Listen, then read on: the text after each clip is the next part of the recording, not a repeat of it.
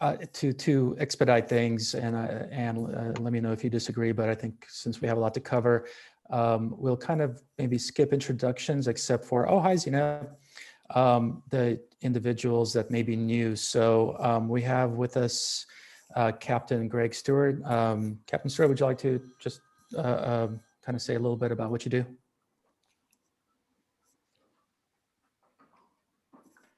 Sorry, I had to get mute off.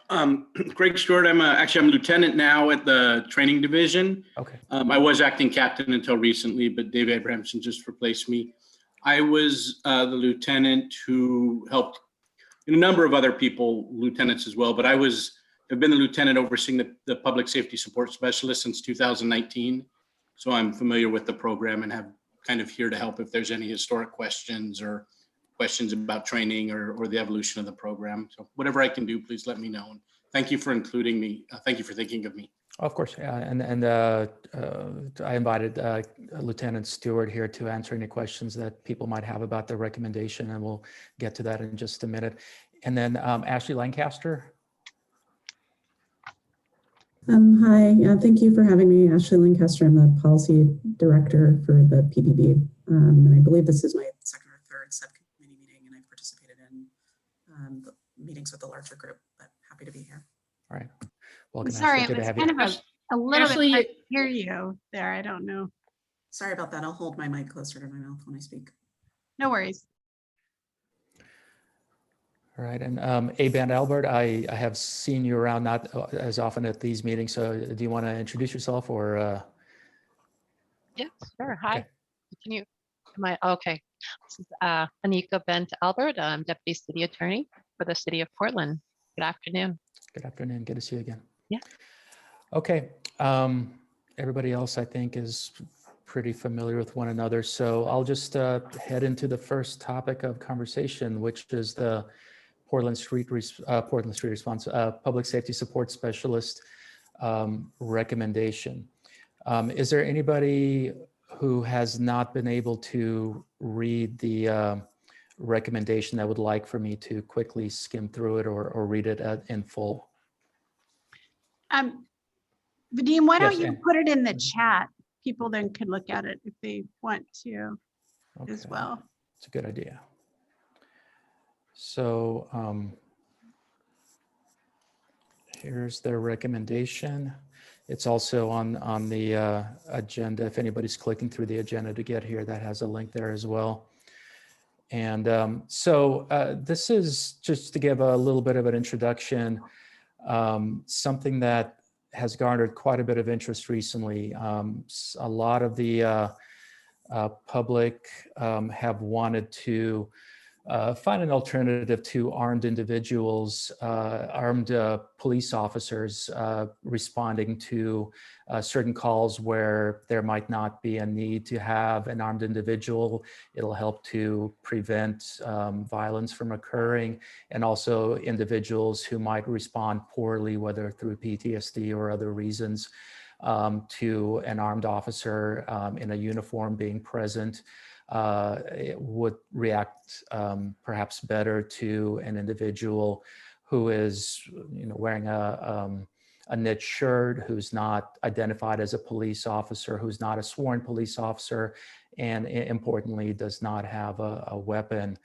And right now, as I understand it, there are 10 public support safety specialists who have been hired over the last couple of years. I think in totality, there might have been 12, but a couple have moved on to either be police officers or something else. And so currently we have 10, and there's certainly a lot of interest from people to expand that. So expand not only how many individuals are part of this program, but also down the road to evaluate what sort of things that they're doing, evaluate the public response to their presence, and also evaluate what their duties could be, and perhaps expand those duties, and in some ways trade off some of the calls that there's been a police response to public support safety specialists. So the Training Advisory Council, who has presented at our meetings, have made a recommendation both as to the PS3 program as well as the training for the PS3 program. And they've recommended a number of up to 75 PS3s to be hired over some period of time. I think, that's certainly up to the city council to determine that in the budget, but in some ways there seems to be duties which could be handled by such individuals.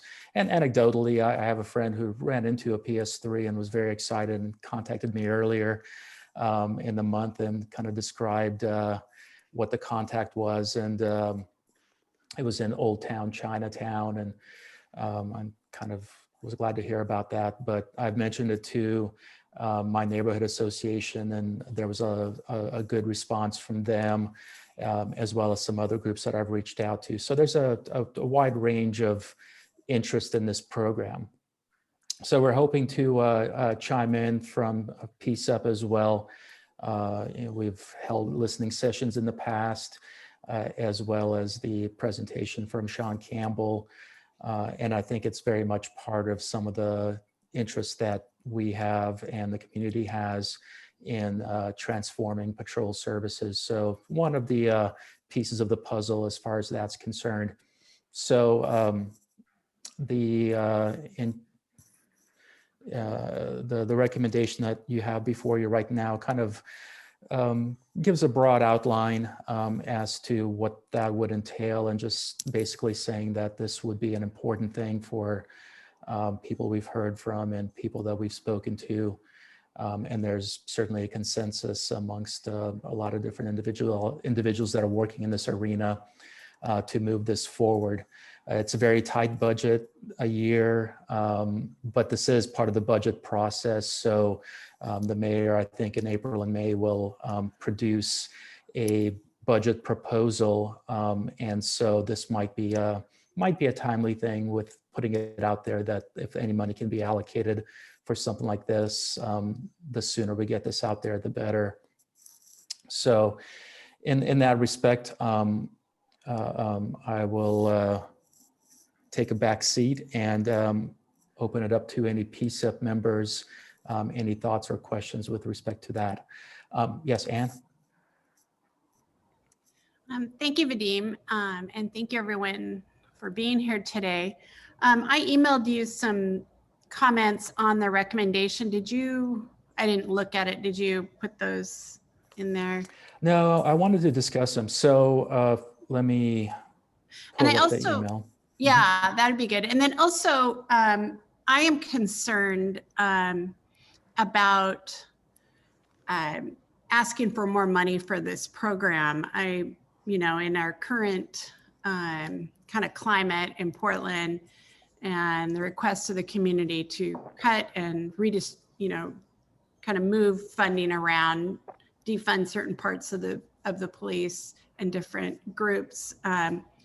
Asking for more money, I'm not hearing that the community wants that. I like the idea of this program, and I'm thinking they could find money within the ranks to do that. That's one comment I had. And then the other is, as Vadim will probably talk about or show, on our recommendation form, we have to kind of talk about the impacts on different areas. And I suggested some additional and different wording on that. I also just lastly wanted to say that I think Vadim has talked about this as well, this could be kind of rolled into the core patrol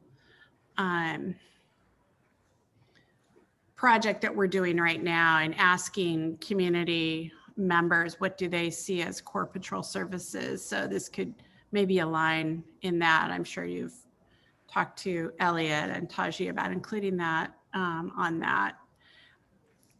Thank you.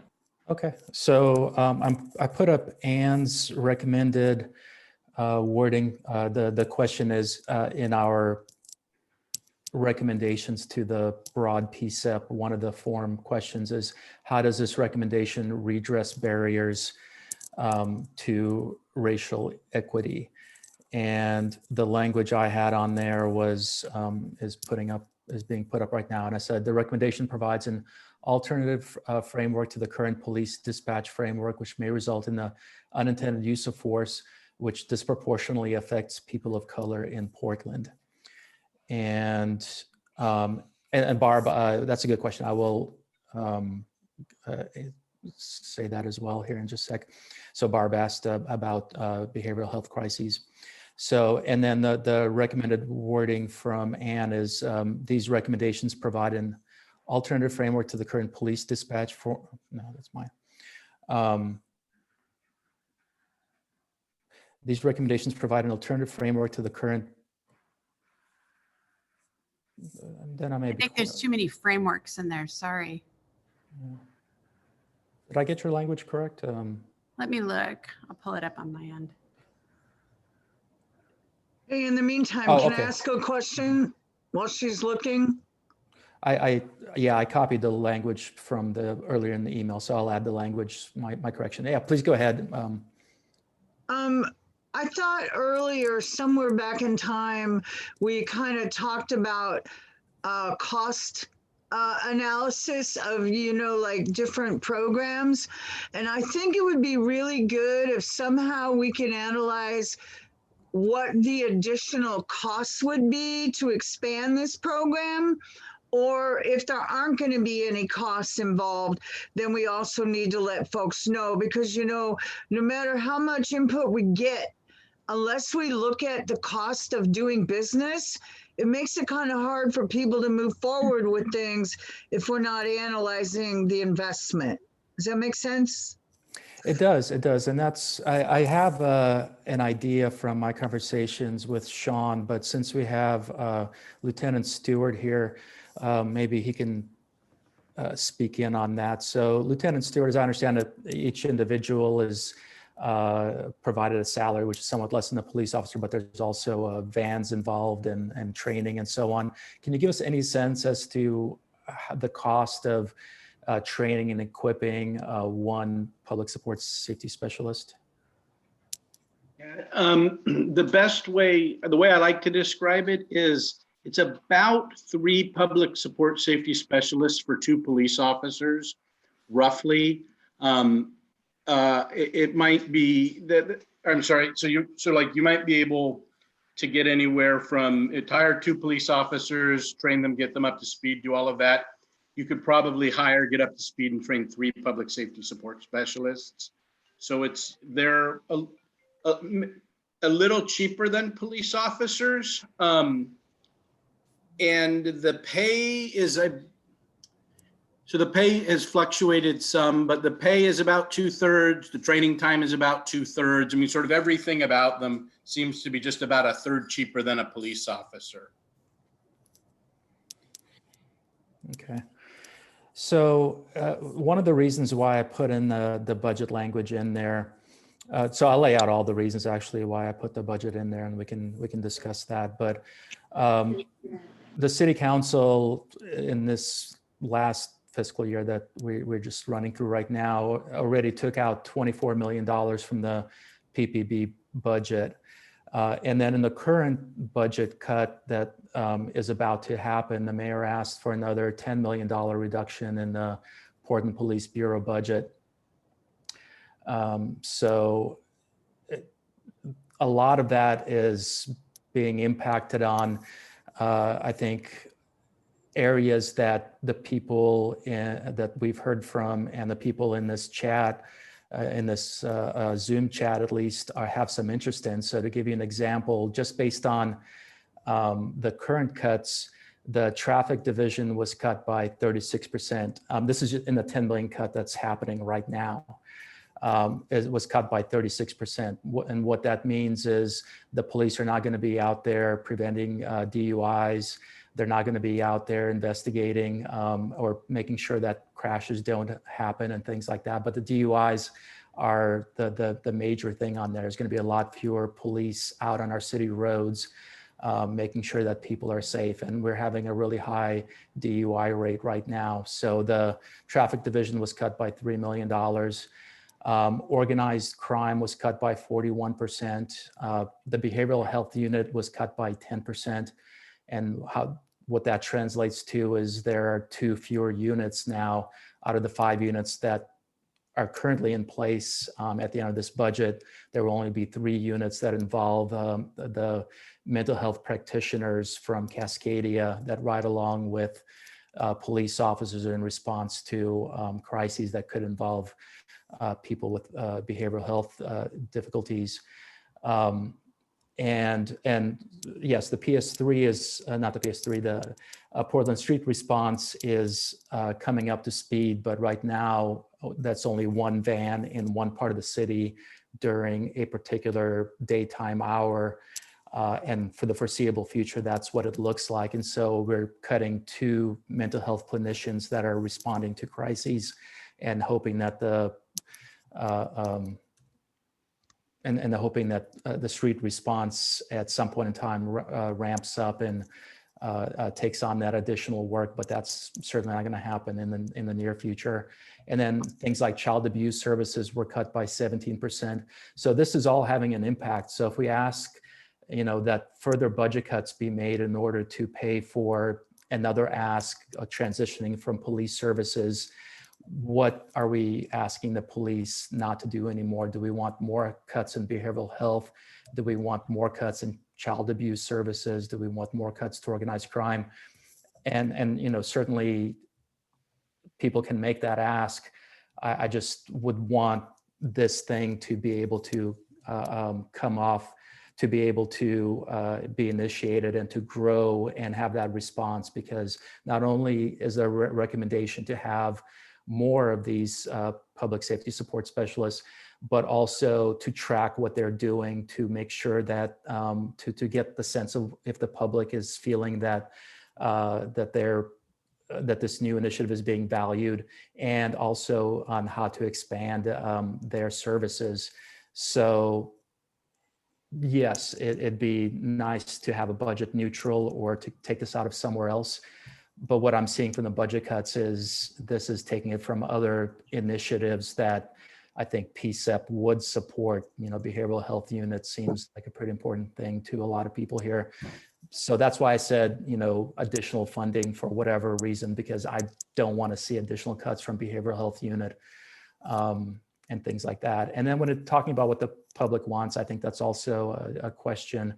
The Pamplin Media Group, the Tribune, and other organizations that the Pamplin Media Group runs, newspapers that they run, emailed 190,000 individuals and received 3,200 responses. And this is a recent poll. And they were asked how they favor modifying the police department. And most of the respondents, 54.8%, actually said they want to increase funding to the police. This was after that last defund of 24 million. And so when they sampled the public, out of 3,200 people, 54.8%, whatever that would mean, 1,700, 1,800 people actually wanted more funding for the police bureau. So I think this is not totally out of line with what is being espoused out there. And that was my mindset. And so I want to have that discussion for sure. Anne has a very valid point. There are a lot of people asking for further cuts and defunding. Right now, there's at least 34 million cuts, and if 75 PS3 officers plus all the stuff would be, I would guess about $5 million, give or take, in addition to all that. So let me open it up to everybody based on my comments. Anne, I don't know if you want to kind of add anything to that to begin with. Yeah, I just wanted to, appreciate that history. I did say in the chat, I don't think we have any influence over the PPB budget or where they're going to, what areas they're cutting. And I don't know if I heard you correctly. You said that you read a poll that said that people actually want more police. I don't know if I've not heard that, but I think I'd like to give time to Zainab. She's. Actually, Anne's, someone else's hand was up before mine. So I just want to make sure that Amy had her hand up before mine. I'm good. I snuck it in there. Sorry. Sorry. You go ahead. Yeah, so thanks, Vadim, and thanks for sharing your piece. And again, you know, as I come to these meetings, the PCCEP meetings, I really like visuals so that we can understand and figure out information. And while I see that it's being put in the chat, you know, you said a lot of, you shared a lot of information, Vadim, especially on statistics and budget. And I know at first we were talking about Ann's, I'm trying to go back up to the language that Ann recommended to be put in the recommendation. And so are we planning on adding this language to the recommendation before we make the vote? Because one of the things I liked about Ann's piece is talking about how, what it says, re-envision policing in Portland, which has some of the highest racial disparities in policing in the country, which we're learning about now, in mapping police violence database.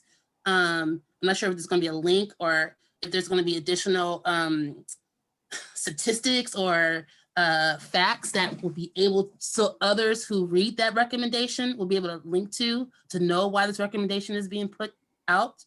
My question at first was about children, because I had a situation where I was listening to a family dealing with a child and the police were coming, and I was, in my head, was wondering, well, how do they deal with children under the, or deal with anyone under the age of 18? And do the police involve like social workers at first, or who's called, like how do they handle those cases? Because we're talking about people who are unsure. I'm not sure how that phrasing was about the police coming in PS3 not wearing police gear to minimize the thought of police being around. But there's also a thing, if there's children involved in situations, how is that handled? And will that be handled differently than what you're talking about the adults being handled in your recommendations? Because I didn't see anything related to how children will be handled. Only it's a general statement. So that's one. Second, I understand that everyone has their own personal thoughts regarding police. And I'm not sure, Vadim, when you were breaking down the issues about the budget and what you're pulling from, who is supposed to make those decisions? And if the mayor has already made decisions to cut the budget, is it PCCEP's responsibility, or can we talk with the mayor and talk about how this can be readjusted? And is that our role? That's actually a really good point, Zainab. So let me address some of the things that you raised. There's no other hands up, so I'll quickly run through that. The actual training with respect to like adults versus children, that I'm not as familiar with. I think that, you know, that would be not part of the recommendation as far as from my viewpoint, because I don't know in the weeds about how the police actually deal, or how the PS3s would deal with younger individuals versus older individuals. And, you know, we could ask Lieutenant Stewart about that to some extent here. And I got a note from Ann that she needs time for her presentation today as well. But let me just bracket that for a second. Also, with respect to the information I'm giving, Theo, is there a way you can share screen or allow me the ability to do that? Do I have that ability? Hold on real quick. Sorry, Redeem. Yeah, I can get that set up for you. I'll make you co-host. Oh, okay, Claudia, thanks. I didn't realize you were there. Be good. Oh, Theo got it. You. Thanks, Theo. You good? You got it? Yeah. Let me see. This is.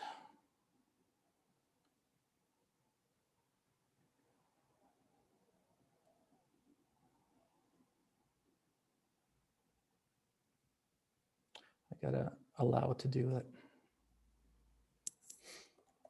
So while I'm telling the computer this is okay.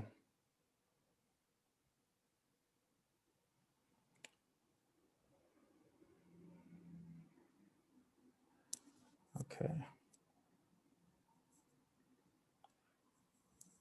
All right. So this is this in January 29th. So the Portland Police Bureau put out its budget recommendation based on the mayor's request that it cut $10 million from its budget. And so you see here where the cuts were. And so when I noted it's organized crime was cut 41%, behavioral health unit cut 10%, which is over here. Child abuse services, 17% cut. Some of these bigger cuts here, the gun violence reduction was cut completely, but that was done previously. And the school resource officer, so that's why you see these huge cuts here, but these smaller cuts. And then give recommendations of why these cuts should be, because rather than just putting dollar signs, was there recommendations of why? Like, are they seeing a reduction in, you just switched to slides, but are they seeing a reduction in whatever piece that, are they seeing a reduction in narcotics and organized crime? Are they seeing a reduction in these areas? And when you're bringing it to PCCEP, I'm just trying to figure out what are we as PCCEP committee members are supposed to engage in when it comes to that particular information. Plus, on top of that, you have a recommendation on a directive. Are we trying to tell the mayor, hey, mayor, we need for you to also get dollars for this and try not to reduce it from other areas is important? There are areas on that list that you showed that PCCEP shared about the budget that we're concerned that these have been cut and we don't have a reason why, and or we haven't seen the statistics that say this is why this is being reduced, because we don't see crime. This is not where the crime is happening here. We're seeing it elsewhere. So I'm just trying to get an understanding before I make a decision on something that what we have some control over. And that's a very valid point, Zainab. And those are not questions that I can answer. I'm not sure why cuts were made in some areas, but not in others. I just know that the cuts were made. All I see is that document, and there's budget people that PPB has to explain why one versus the other. But the cuts that are being made, if we ask them for more. So my concern is that the expansion of the PS3 is not in the current budget. And so if there's not more money to it, we won't see an expansion of the PS3. And if this is something that people want to see, it doesn't come for free. But so that's the thing. We have a few months to provide input on what the priorities might be. And that's why I kind of put that language in there, because it seems like this is a priority for a lot of people, but it's not being paid for out of the budget that's already out there. So it's either not going to happen, or there's additional funding, or things like that. So that was my reasoning. So before I stop sharing the screen, this is in response to Ann's. So this is the Portland Tribune, right after the budget cuts of the $24 million. And here it is. The city council recently cut the budget, and they but asked how they favor modifying the police department. Most respondents said they said by increased funding, 48% said by funding alternatives, and 2.7% eliminating department, or just 1.7% chose reducing funds. So And can I make these suggestions, not the mayor, is what you're saying? So you said the mayor at first, so it's the city council in general. And we're, just so I make sure that I'm understanding that PCCEP is not directed by the city council. PCCEP is directed by the mayor's office. Right. And so I think April or May, I'm forgetting exactly which date that was, city council the mayor will propose a budget to the city, and then there'll be some work sessions where people can provide input, and then city council will vote on that budget. So it's the mayor's role to propose that budget based on what the bureaus ask, and then city council will approve the budget. Can I jump in here real quick, Vadim? Just in looking over our agenda, I really wanted to get to the directives, and we're running out of time. And I just want to also kind of refocus in my mind. This is a recommendation that you're presenting, that we're going over, and then you're going to take it to the full board for a vote That's correct. at our next meeting. And is in my experience here at PCCEP, I am a new member. We don't have any control over the police budget. What we do is recommendations and. Well, we don't have terms of how control over police policies either. We make recommendations. Right. But anyways, so I just want to kind of, in my mind, it's a recommend. I'd kind of like to focus on the recommendation, and then I would like to have time for the directives as well. Right. So we did get Barbara Baczynski here. Barbara, sorry, we started a little before you came on board. It's the PS3 recommendation. Just wanted to leave some space open since I know Cop Watch usually has. Right. Mhm. I'm sorry I came late and missed some of this. Sometimes I do a task and it takes longer than I thought. Oops. So sorry about that. Yeah, I have to say, I understand that some people want more police, but I'm not sure they're the people that are being targeted by the police. And I also, the thing is, the Parks Department was cut Parks and Rec way back, almost eliminated, even before any of this came up. Now, so what that tells me, one of the safety nets for parents and guardians was taken away. The Parks and Recs programs, having the, just the ability to send the kids over to classes and things, so they get out of your hair. And as somebody who's had some issues in my own family where calling the police actually backfired, and I know of another family where that happened, and the child was left, the person that was accused of the abuse, nothing was done to that person. And the child, because they found out the police were called, they isolated the child from the entire family. My family went through such grief with this. The child was in another state. I mean, it was horrible. But they cut the child off from every single person in the family. We have a huge family, 2 different couples whose children were grown offered to take the child. And the child was separated even from the grandparents. And so I personally, I don't want to let it get to that point, which is why I would like to see, I know this is my personal thing, but I would like to see money put into these programs which prevent child abuse in the first place. And what I see is that whenever the economy gets tight, we squeeze those programs. And so in the terms of the child abuse, and then there's also, different people doing different trainings on bystander intervention and,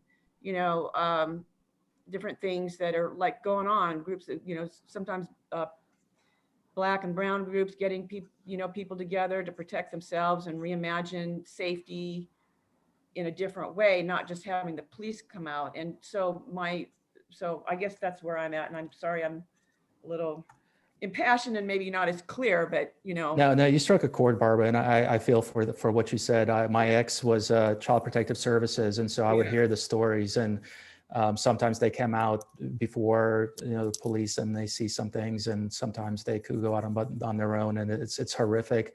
But when mistakes are made about that kind of stuff, it's equally horrific to those families. Yeah. So I understand where you're coming from, and it's so I'd say I'm kind of more into working on the poverty and the lack of resources that people have, so that they can't handle their children. So everybody's working so hard and having to deal with somebody relative that got arrested, and things that are even harder in some families than my family had. And those things are going to take away from positive caring for children. So anyway, my speech, I don't know, Cop Watch generally tries to, as a Cop Watch person, go with less policing of communities of color, of, the extra attention, not attention, but the extra policing they get just for driving down the street. And, that happens. And I know it, individuals that happens to people I know, even in California and here and stuff. And it happens to people. And that's kind of the idea, is to not have the police do everything. that people have needs, but that maybe the police aren't the right people to do everything. So end of speech. Thank you for Okay. asking. No, thank you for your input. Okay, Zainab had a question about the youth as well. Zainab, I will find out and get back to you with email. I think Anne is anxious to begin with her part. So how about we just bundle all this? Oh yes, Mary Claire. Vadim, I just have a question, and we can talk offline about this, but in terms of the document that you have, are you open to some, changes? I was just a little concerned with the TAC, that paragraph that says a TAC review of the dispatch suggests that between 25 and 30% of all calls could be handled. I'm not sure where they got that from. So I'm just, for the public to think all of a sudden that the PS3s are going to be handling 30% of stuff. I just worry when those kind of stats are put out there. I don't know exactly. I know that because I checked with our SSD folks and, it might be 25 to 30% of the call types that he's envisioning, but that doesn't mean that necessarily, all of those would be able to go to somebody else. So I just had some, wanted to raise that with you and see if, that might be worded a little differently or whatever. And I'll follow up as well. Okay. I'll follow up with Sean and see where he came up with that. And Zainab, I'll follow up with you as well. Okay, so Thanks. thank you all for hearing me out. We'll have a larger discussion about this when it comes to the full board meeting. I just wanted to get everyone's sense at this point in time, and sorry for running on low on time. Anne, would you like to take over? Sure, thank you. Amy, did you have a question for Vadim before we continue? No, just take my hand down. I'm working on some on the background and I can't see the screen. I'm listening, but I can't lower my hand. So Yeah, I think you lowered it, so that's great. Okay, I just want to, we were going to review 3 directives that are up for review currently. And I wanted to remind everyone that PCCEP had agreed to primarily review DOJ directives. I don't know if Claudia, if you can attach that. There's 33 directives. I should have had that at the ready too, but we sent that out previously. The directive, of course, we can look at any. So the PS3 that Vadim brought up is also relative to something we can look at. And I think kind of follows with the Core Patrol Services. It's a project we're involved in right now. So tonight, I was hoping to have a little more time, but we're looking at use of force, deadly force and in custody death reporting and investigation procedures, and weapons administration. And just to review our PCCEP process that we have agreed to, what we're going to be doing is talking about them, reviewing them, taking our comments to the full board, the next full board PCCEP meeting.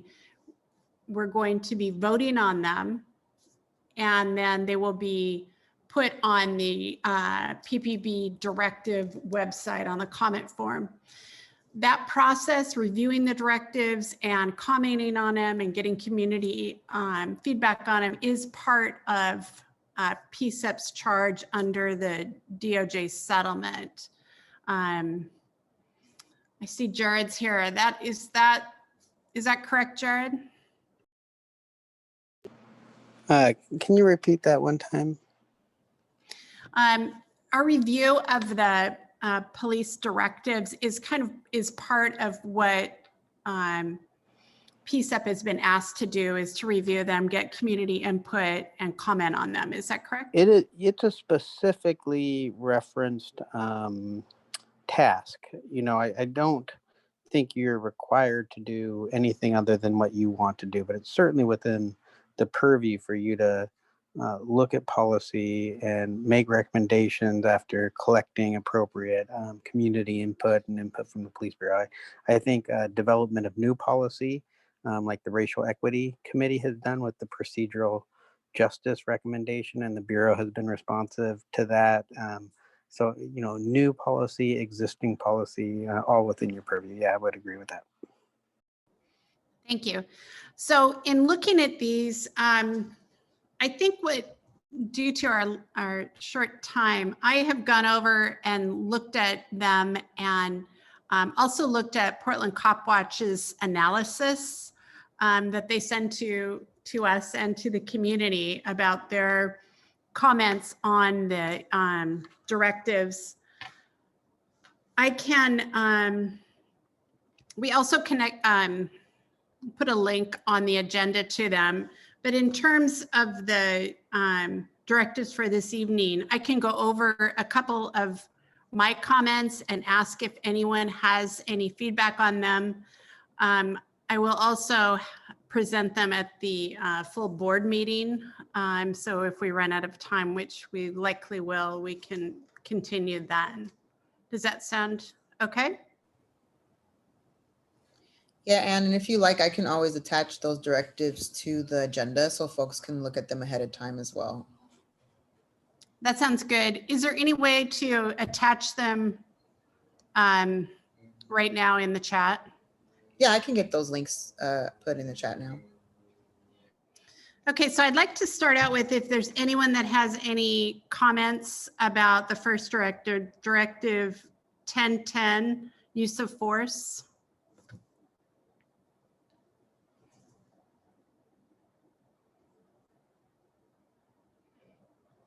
I don't see any hands. I looked over them. As I said, I looked at Portland. I can't see them. I try to go back to your email you sent in. All the directives, they were there at one time because I remember looking at them, but I don't see them any longer. And so I'm not sure if the page is, because I sent the link. Oh, Claudius, I think she just gave it. Yeah, so the previous link was no longer available. So now the link on the agenda has the most accurate and recent use of force, but I can share the screen as well and bring up those directives.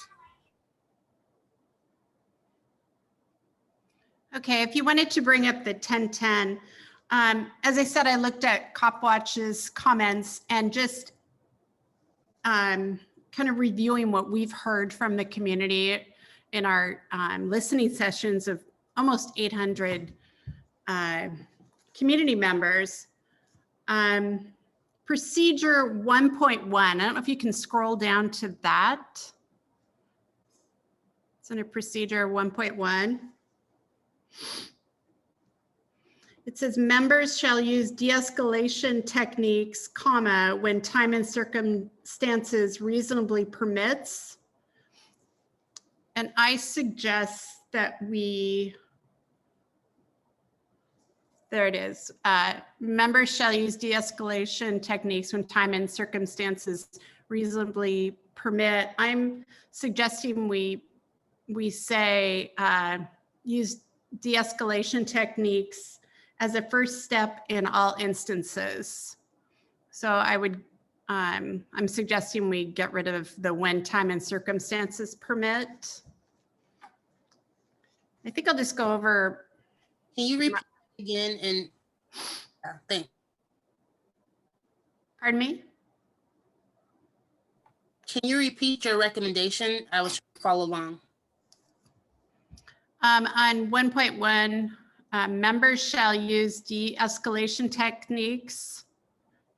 And then there's a comma. I'm suggesting that at the comma, we say as a first step in all instances.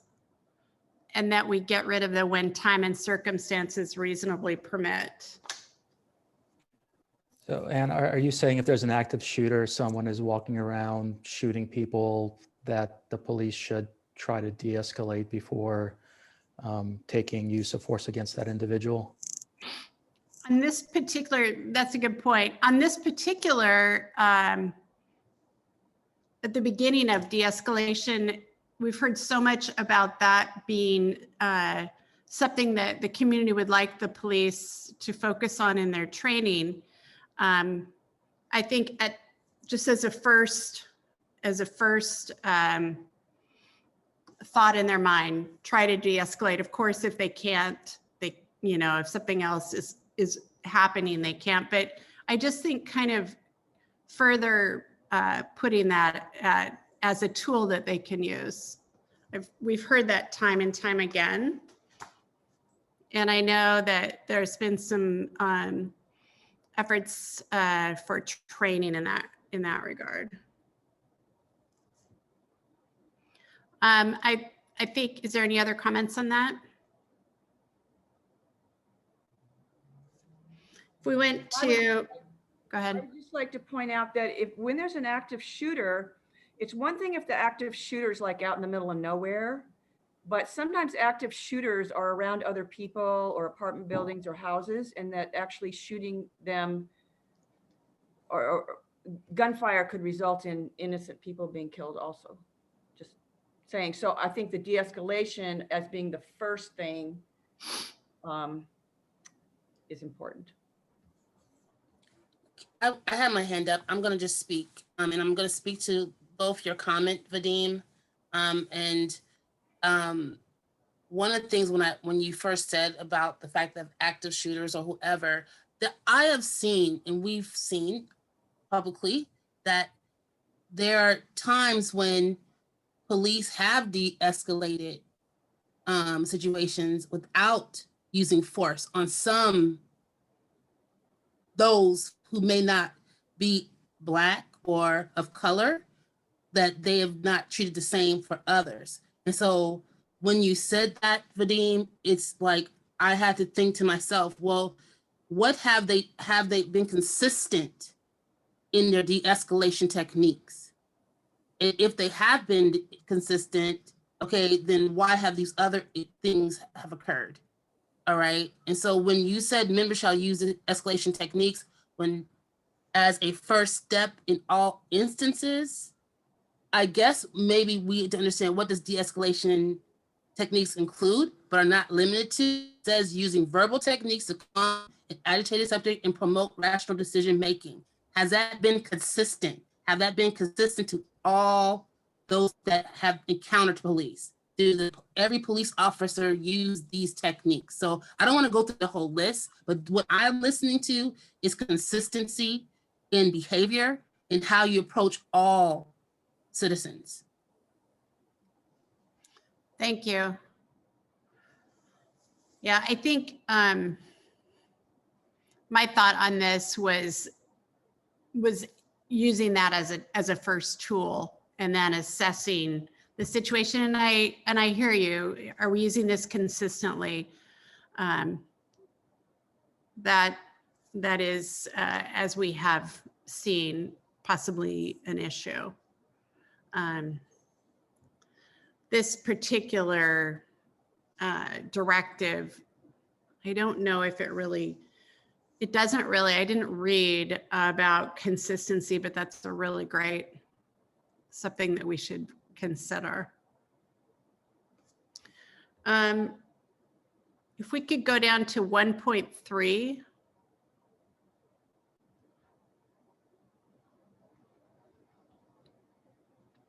Members shall consider a disengagement plan when the benefits to be gained by police intervention are clearly outweighed by the risks associated with the call.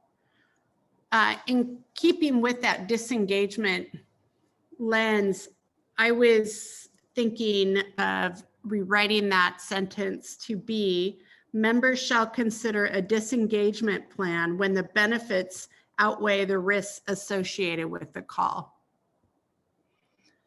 So is it possible if you could put your recommendations? My comments? Yeah, I should do that. Like, sorry. As fast as I'm not that fast. Sorry. Thanks.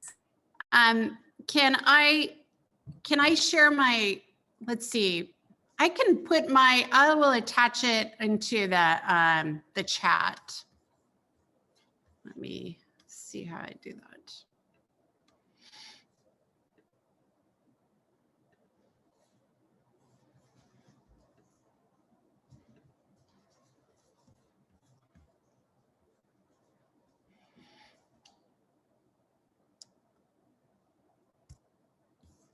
I can't share. I'm sorry. Can we stop sharing your screen for a minute? Claudia? Thanks. Sorry. I'm not that. I'm showing my not techno-ness.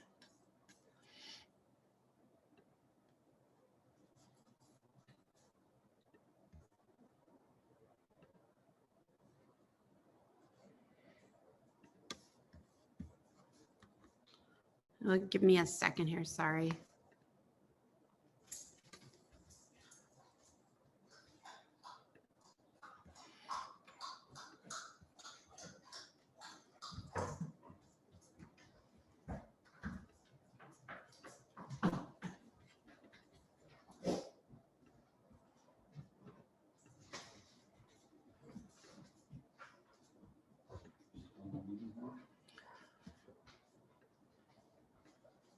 I'm sorry, I'm not able to do that. I'm going to have to send that. I apologize. Can you just email it like you sent? Can you just attach to the email that you sent the directives in so we can just follow along? Yeah, I'm really sorry. Problem?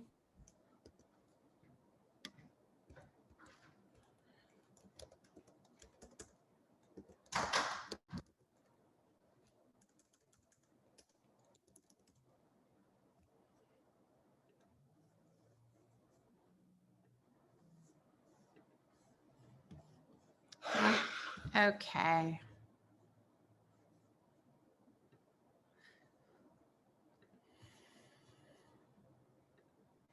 Well, it looks like we're going to be running out of time too. So, Well, we can continue for a few more minutes if people can stay if they'd like, that are interested, I think. okay. I'm sorry if I may just jump in for a moment, because unfortunately I do have to check out here. I can maybe stay an extra 5 minutes beyond 5:30, but I have an appointment that I need to get to at 6. I think that there might be some benefit, and if I can develop a better understanding of what outcomes you're seeking or what your goals are in your recommendations, we might be able to arrive at a place where we can sort of talk through language and how to get there. I will say with the DOJ policies, it is a painstaking process to put the language together, and we go line by line with the DOJ, and Jared and Mary Claire can attest to this, as to why we use the language that we do. And so there is some flexibility there, but very little. And so I think that it could perhaps be more productive to talk more conceptually about what, so like just using section 1.3 on disengagement, if you perceive there to be perhaps an unintended outcome of the existing language, or perhaps there is an objective that you're trying to achieve through improved language, I think it helps to talk about it through that lens. And we can provide background context as to why the language is written as it's currently written. I've jotted down in your comments on those 2 sections, but I think that, again, it would be helpful to just be able to provide some background context and to have a little more discussion on what we want the outcome to be. Well, thank you. And I'm not able to, I really apologize. I don't know why I can't attach it. So I will send it to the group. It was my understanding that we wanted to kind of look at all of this. So maybe what I will do is send my comments to you, Ashley, and others, and then, and everyone on PCCEP, of course. And then maybe we can talk about it maybe offline, or it was the thought to bring up some of these comments to our next board meeting, but since we did run out of time, we're not going to be able to do that. So there's still, and we still have lots of time to gather more comment about them as well, and more feedback. So, And maybe, Anne, you can devote the whole meeting next time. I realize Vadim wanted to get that in because there are some, budget issues or what have you, but the force policy is really a pretty, vital policy to the Bureau and is of, large concern to the public. And so we'd like to, Yes. get, as many comments as we want. And I just think that we got to devote enough, time to that discussion. But as Ashley mentioned, we're sort of looking, I have experts that craft language. If we could talk, in a conceptual basis, and I think I talked to the youth committee about that too, because everybody wants to write the policies, and ultimately that's what the team does. And as she said, it has to go through lots of eyes. And so if you give us, concepts rather than, trying to struggle with what particular words you want, that might get us, a lot further. Well, thank you for that. And yeah, it was our intention to spend the bulk of the meeting, but there was a lively discussion about Vadim's topic as well. I like the idea about the concepts, because when I was reviewing my notes, and I so apologize to everyone that I did not have them, that won't happen again, for everyone to view. There were themes of things like disengagement, things that we've heard from community members, there something de-escalation. I was unaware that the neck hold was still an option to use. I thought that was no longer an option. So yeah, I have some other things that I've come up with. And also in looking at the comments from Portland Cop Watch that were, just similar. So I will send those out to people. Sure. And then I don't know, Vadim, maybe we should talk about it next month and give the whole meeting for them. What do you think? Yeah, I have nothing on my schedule once this PS3 recommendation comes out. So it's next month can be any priority that you choose. Can I? Zainab? I came specifically because of your directives, and so once you send them and share them, your own recommendations, because that's what I was looking for when you sent out, I want to read them and then be able to just make some comments, not like let it stretch out to next month if possible. And if it comes up to a meeting, that will be great. But again, this is why I attended this meeting, was to look over those directives. So I look forward to seeing those recommendations that you have. Thanks. Oh, yes, I will. They were just mine. I was hoping that other people would. They were quite lengthy. I learned a lot by reviewing them. But also, yeah, this is a time for people to share, but I will definitely send those and we're done tonight. And then, And can I just remind you, we already have Cup Watch's very extensive comments, so you don't have to repeat those if you want. No, I'm just not. look at it, and that goes for the rest of the folks too. Just read them in your own thing. If there's themes, concepts, as we talked about, then feel free to share those, and we can have a further discussion on that. Okay. Okay. And I think Vadim and I will talk about it and maybe just relaunch this at our next meeting and hopefully garner more input from others. These are very, very important directives, as Mary Claire has stated, and we really want people to have the time to have input in them. And I thank you, Anne. I agree with that completely. I think that there's a lot of people wanting to both hear the recommendations as well as talk about them. So yeah, sorry if I held back anything, but I did get a message from Barb asking about the meeting time. Barb and I are on another committee that has a meeting running up until about 5 o'clock. So we both dropped off early. Is there anybody that would, and I know I'm throwing this out there, but is there anybody that would have any problems if we move this meeting to start at 5 o'clock rather than 4:30 in the next few months? Okay, Theo shakes his head. Anne, you're a vital part of this, so that a lot depends on what you say here. Well, of course, I think it's fine. And I also think that